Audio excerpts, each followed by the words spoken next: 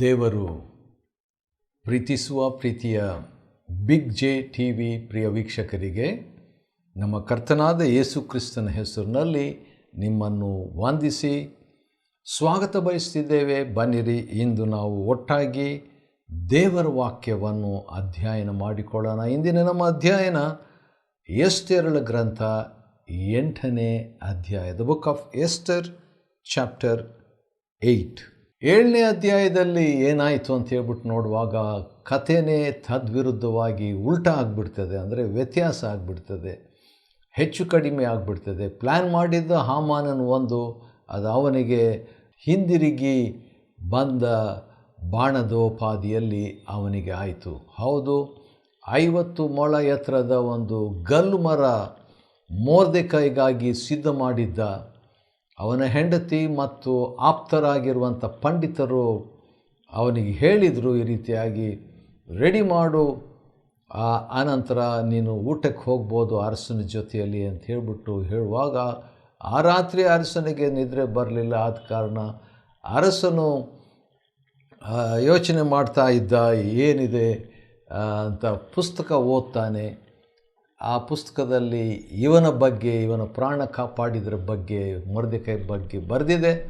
ಆದ ಕಾರಣ ಮೊರ್ದೆಕೈಗೆ ಯಾವ ರೀತಿಯಲ್ಲಿ ಅವನಿಗೆ ಸನ್ಮಾನಿಸಬೇಕು ಎಂಬುದಾಗಿ ಯೋಚನೆ ಮಾಡುವಾಗ ಹಾಮಾನನು ಬರ್ತಾನೆ. ಹಾಮಾನನು ಬಂದು ಐಡಿಯಾ ಕೊಟ್ಟಾಗ ಅದನ್ನೇ ನೀನು ಈಗ ಇವನಿಗೆ ಮಾಡು ಮೊರ್ದೆಕೈಗೆ ಅಂತ ಹೇಳಿದಾಗ ಭಾಳ ಬೇಸರ ಆಗಿಬಿಡ್ತದೆ. ಹೆಂಡತಿ ಮತ್ತು ಪಂಡಿತರೆಲ್ಲ ಹೇಳ್ತಾರೆ, ಯೆಹೂದಿಗೆ ವಿರುದ್ಧವಾಗಿ ಹೋದರೆ ನೀನು ನಾಶವಾಗೋದಂತೂ ಗ್ಯಾರಂಟಿ ಅಂತ ಪ್ರವಾದನೀಯೋಪಾದಿಯಲ್ಲಿ ಹೇಳ್ತಾರೆ. ಅದಾದ ನಂತರ ಅರಸನು ಹಾಮಾನನ ಜೊತೆಯಲ್ಲಿ ಊಟಕ್ಕೆ ಬರ್ತಾನೆ. ಊಟಕ್ಕೆ ಬಂದ ಮೇಲೆ ಔತಣಕ್ಕೆ ರಾಣಿಯಾದಂಥ ಎಸ್ತೇರ್ ಕರೆದಂಥ ಊಟಕ್ಕೆ ಹೋದಾಗ ಆಗ ನಿಜ ವಿಷಯವನ್ನು ರಾಣಿ ಹೇಳ್ತಾಳೆ. ಈಗ ನಾನು ನನ್ನ ಜನಾಂಗದವರು ಸಾಯುವಂಥ ಪ್ಲ್ಯಾನ್ ಮಾಡಿದ್ದಾರೆ ಯಾರೋ. ಆದ ಕಾರಣ ಆ ರೀತಿಯಾಗಿ ಆಗುವಾಗ ಒಂದು ವೇಳೆ ನಾವು ಆ ರೀತಿಯಾಗಿ ಆಗೋದಾದ್ರೆ ನಾಶವಾಗ್ತೇವೆ. ಒಂದು ವೇಳೆ ನಮ್ಮನ್ನು ದಾಸದಾಸಿಯರಾಗಿ ಯಾರಾದರೂ ಮಾರಾಟ ಮಾಡಿಬಿಟ್ಟಿದ್ರೆ ನಾನು ಸುಮ್ಮನೆ ಇರ್ತಿದ್ದೆ, ನಾನು ಅರಸನಿಗೆ ತೊಂದರೆ ಕೊಡ್ತಿರಲಿಲ್ಲ. ಆದರೆ ನಮ್ಮನ್ನೆಲ್ಲ ನಾಶ ಮಾಡಬೇಕಂತಿದ್ದಾರೆ, ಪ್ಲ್ಯಾನ್ ಮಾಡಿಬಿಟ್ಟಿದ್ದಾರೆ ಜನರು ಅಂತ ಹೇಳಿದಾಗ, ಯಾರು ಈ ರೀತಿಯಾಗಿ ಮಾಡಿದ್ದು, ಈ ದುಷ್ಕೃತ್ಯದ ಮೇಲೆ ಮನಸ್ಸಿಟ್ಟಿದ್ದು ಯಾರು, ಪ್ಲ್ಯಾನ್ ಮಾಡಿದ್ದು ಯಾರವನು ಅಂತ ಹೇಳಿದಾಗ ಈ ದುಷ್ಟ ಹಾಮಾನನೇ ಎಂಬುದಾಗಿ ಹೇಳಿದ ತಕ್ಷಣ ರಾಜನಿಗೆ ಭಾಳ ಅಪ್ಸೆಟ್ ಆಗಿಬಿಟ್ಟು ಅವನು ಔತಣದಿಂದ ಎದ್ದು ಅರಮನೆಯ ತೋಟಕ್ಕೆ, ರಾಜನು ಎದ್ದು ಅರಮನೆಯ ತೋಟಕ್ಕೆ ಹೋಗ್ಬಿಡ್ತಾನೆ ರೀ. ಟೆನ್ಷನ್ ಆಗಿರ್ತದೆ. ಮತ್ತು ಆ ರೀತಿಯಾಗಾದಾಗ ಏನು ಮಾಡಬೇಕು ಅಂತ ಹಾಮಾನನಿಗೆ ಏನೂ ಗೊತ್ತಿಲ್ಲದೆ, ಇನ್ನೇನು ಮುಗೀತು ನನ್ನ ಕತೆ ಎಂಬುದಾಗಿ ಹೇಳಿ ಒಂದು ತಪ್ಪು ಚಲನೆ ಮಾಡ್ತಾನೆ. ಅದೇನೆಂದರೆ ಎಸ್ತೇರಳ ಒಂದು ಮಾಡಿದ ಒಂದು ಒರಗಿಕೊಳ್ಳುವ ಲೋಡಿನ ಮೇಲೇ ಓಡೋಗಿ ಬಿದ್ದುಬಿಡ್ತಾನೆ ಇವನು. ಅಂಥ ಟೈಮ್ನಲ್ಲಿ ಅರಸನು ಹಿಂದಿರುಗಿ ಬಂದಾಗ, ನನ್ನ ಮುಂದೆನೇ ರಾಣಿಯ ಅರಮನೆಯಲ್ಲಿ ರಾಣಿಯನ್ನು ಭಂಗಪಡಿಸ್ಬೇಕಂತಿದ್ದಾನ ಇವನು ಅಂತ ಹೇಳ್ತಾ ಇರುವಾಗಲೇ ಒಬ್ಬ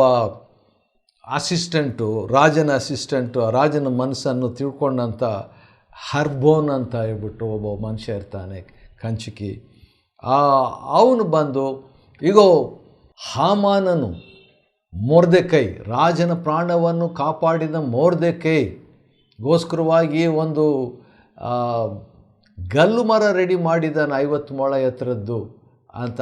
ಅದನ್ನು ಆ ಟೈಮ್ನಲ್ಲಿ ಬಂದು ಹೇಳಲಿಕ್ಕೆ ಅವನು ಹೇಳುವಾಗ ಏನಾಗ್ತದೆ, ರಾಜನು ಕೂಡ ಆಯಿತು ಇವನನ್ನು ಅದಕ್ಕೆ ನೇತು ಹಾಕಿರಿ ಅಂತ, ಹಾಮಾನನನ್ನು ಅಲ್ಲೇ ನೇತು ಹಾಕಿರಿ ಅಂತ ಹೇಳ್ಬಿಡ್ತಾನೆ. ಅದೇ ರೀತಿಯಾಗಿ ಅವರು ಮಾಡ್ತಾರೆ. ಮಾಡಿದ ಮೇಲೆ ರಾಜನ ಕೋಪ ಶಾಂತವಾಯಿತು. ಆ ರೀತಿಯಾಗಿ ಮುಕ್ತಾಯವಾಗ್ತದೆ 7ನೇ ಅಧ್ಯಾಯ ಎಸ್ತರ್ ಗ್ರಂಥ. 8ನೇ ಅಧ್ಯಾಯ. ಆ ದಿನದಲ್ಲಿ ಅರಸನಾದ ಅಹವೇಶ್ವರನು, ಸ್ವಲ್ಪ ಓದೋದು ಸ್ವಲ್ಪ ಪ್ರೊನೌನ್ಸಿಯೇಷನ್ ಸ್ವಲ್ಪ ಕಷ್ಟ ಆಗ್ತದೆ. ಅಹಶ್ವೇಶ್ ರೋಷನು ಅಂತ ಸ್ವಲ್ಪ ಬೇರೆ ಭಾಷೆ ಇದ್ದ ಹಾಗೆ ಇದಿದೆ. ಒಟ್ಟು ಇದು ಪಾರಸಿಯ ಅರಸನು ಅಂತ ಹೇಳಣ್ರಿ. ಪಾರಸಿಯ ಅರಸನು ಯೆಹೂದ್ಯರ ವೈರಿಯಾದ ಹಾಮಾನನ ಮನೆಯನ್ನು ಎಸ್ತೇರ್ ರಾಣಿಗೆ ಕೊಟ್ಟನು. ಖಂಡಿತವಾಗಿ ಹಾಮಾನನ ಮನೆ ಭಾಳ ದೊಡ್ಡದಿದ್ದಿರಬೇಕು. ರಾಣಿಗೆ ಒಬ್ಬನ ಮನೆಯನ್ನು ಪ್ರೆಸೆಂಟ್ ಮಾಡ್ತಾನೆ ಅಂತ ಹೇಳಿದರೆ ದೊಡ್ಡದೇ ಇರಬೇಕು. ಯಾಕಂತ ಹೇಳಿದರೆ ಯೆಹೂದ್ಯರನ್ನೆಲ್ಲ ನಾಶ ಮಾಡಲಿಕ್ಕೆ ಎಷ್ಟು ದುಡ್ಡು ಕೊಡ್ತೇನೆ, ಎಷ್ಟು ಬೆಳ್ಳಿ ಕೊಡ್ತೇನೆ ಎಂಬುದಾಗಿ ಹಾಮಾನನು ಹೇಳ್ತಾನಂತ ನೋಡುವಾಗ ಅವನು ಹೇಳ್ತಾನೆ 10,000 ಬೆಳ್ಳಿ ದುಡ್ಡನ್ನು ಕೊಡ್ತೀನಿ ಅಂತ ಹೇಳ್ತಾನೆ. ಒಂದು ಬೆಳ್ಳಿ ತಲಾಂತು 3,000 ರೂಪಾಯಿ. 10,000 ಇಂಟು 3,000 ರೂಪಾಯಿಗಳು ಅಂತ ಹೇಳುವಾಗ ಅಷ್ಟೊಂದು ಹಣ ಇವನು ಕೊಡ್ತೀನಿ ಅಂತ ಹೇಳಿದ್ಮೇಲೆ ಭಾಳ ದೊಡ್ಡ ಮನೆ ಇರಬೇಕು. ಆದ ಕಾರಣ ಅರಸನು ಹಾಮಾನನ ಮನೆಯನ್ನು ಎಸ್ತರ್ ರಾಣಿಗೆ ಕೊಟ್ಬಿಡ್ತಾನೆ. ಕೊಟ್ಟ ಕೂಡಲೇ ಎಸ್ತರ್ ರಾಣಿಯು ಮೊರ್ದೆಕೈ ತನಗೆ ಏನಾಗಬೇಕು, ಹೌದು ತನ್ನ ಸಂಬಂಧವನ್ನು, ತಾನು ಯಹೂದಿ ಅವನು ಯಹೂದಿ ಆದ ಕಾರಣ ಮೊರ್ದೆಕೈ ಚಿಕ್ಕಪ್ಪನ ಮಗಳು ನಾನು ಎಂಬಂಥ ವಿಷಯವನ್ನು ಈಗ ಎಸ್ತೇರ್ ತನ್ನ ಮಹಾರಾಜನಿಗೆ, ಯಜಮಾನನಿಗೆ ತಿಳಿಸ್ತಾಳೆ. ಅದನ್ನು ತಿಳಿಸಿದ್ದರಿಂದ ಅರಸನು ಮೊರ್ದೆಕೈಯನ್ನು ಈಗ ತನ್ನ ಒಂದು ಕ್ಯಾಬಿನೆಟ್ನಲ್ಲಿ, ತನ್ನ ಒಂದು ಅರಸು ತನ್ನದ ತಂಡದಲ್ಲಿ ಸೇರಿಸ್ಕೊಳ್ತಾನೆ ಮತ್ತು ಹಾಮಾನನಿಂದ ತೆಗೆಯಿಸಿದ ಹಾಮಾನನಿಗೆ ಆ ಒಂದು ಮುದ್ರೆ ಉಂಗುರ ಕೊಟ್ಟಿರ್ತಾನೆ. ಒಂದು ದೊಡ್ಡ ಪೊಸಿಷನ್ಗೆ ತಂದಿರ್ತಾನೆ ಅರಸನು. ಈಗ ಅದನ್ನು ಅರಸನು ತಕ್ಕೊಂಡು ಈಗ ಆ ತನ್ನ ಮುದ್ರೆಯುಂಗರವನ್ನು ಮೊರ್ದೆಕೈಗೆ ಕೊಡ್ತಾನೆ ರೀ. ಎಷ್ಟರಲ್ಲೂ ಆ ಮನೆನ, ಹಾಮಾನ ಮನೆ ನೋಡ್ಕೊಳ್ಳಿಕ್ಕೆ ಆಗಲ್ಲಲ್ವ. ಆದ ಕಾರಣ ಆ ಹಾಮಾನನ ಮನೆಯ ಆಡಳಿತವನ್ನು ಮೊರ್ದೆಕೈಗೆ ಒಪ್ಪಿಸ್ಕೊಡ್ತಾಳೆ.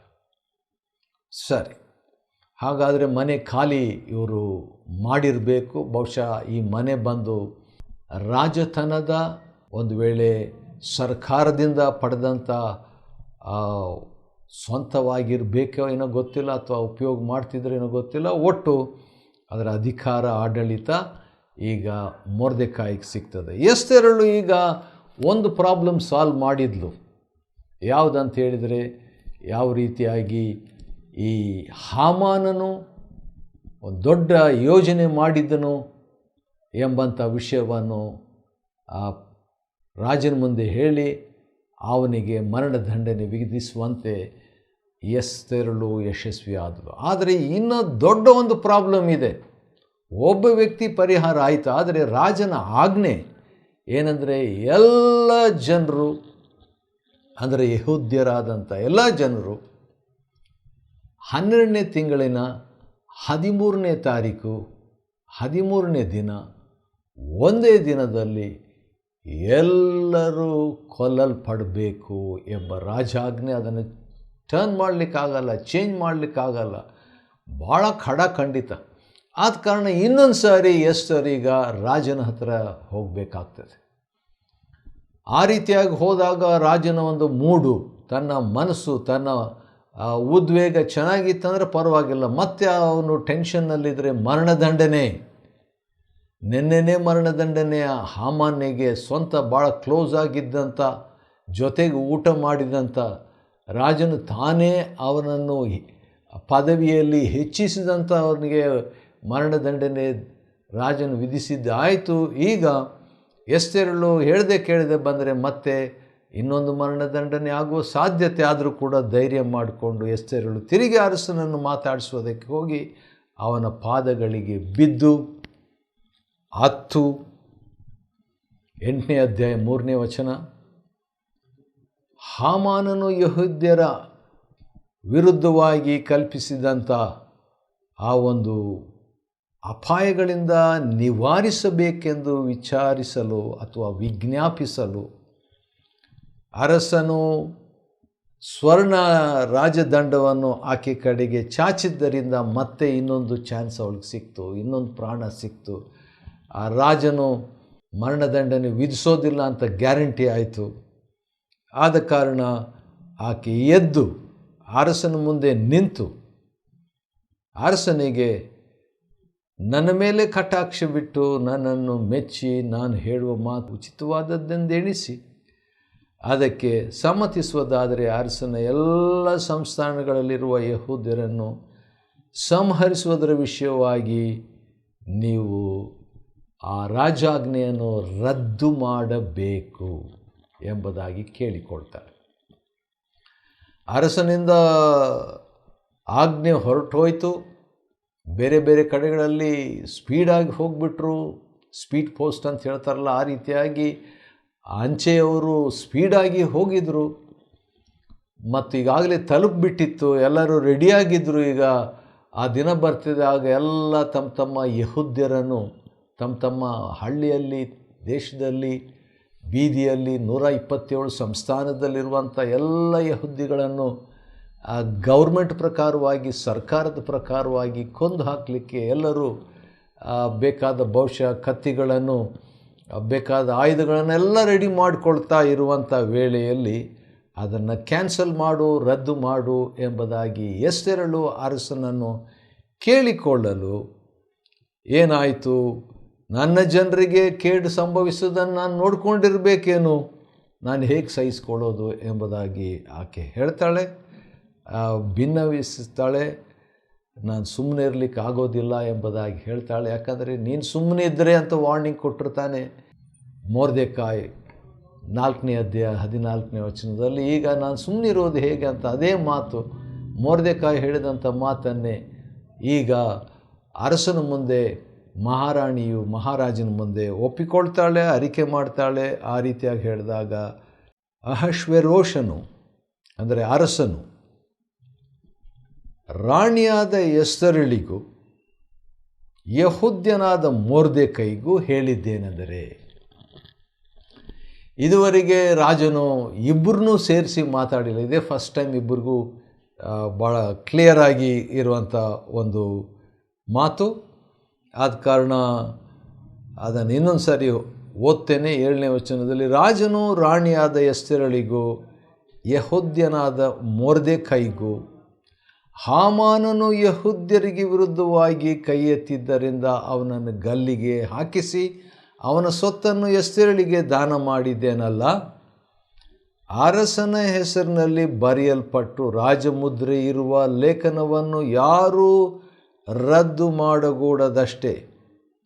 ಹೀಗಿರುವುದರಿಂದ ಯೆಹೂದ್ಯರ ವಿಷಯವಾಗಿ ನಿಮಗೆ, ಅಂದರೆ ಇಬ್ಬರಿಗೆ, ಎಸ್ತೇರ್ ಮೊರ್ದೆಕಾಯ್, ನಿಮ್ಮಿಬ್ಬರಿಗೆ ಸರಿ ತೋರುವುದನ್ನು ಅರಸನ ಹೆಸರಿನಲ್ಲಿ ನೀವೇ ಬರೆಸಿ ರಾಜಮುದ್ರೆಯನ್ನು ನೀವೇ ಹಾಕಿರಿ ಎಂದು ಅರಸನು ಹೇಳಿಬಿಡ್ತಾನೆ. ಎಂಥ ದೊಡ್ಡ ಸ್ವಾತಂತ್ರ್ಯ,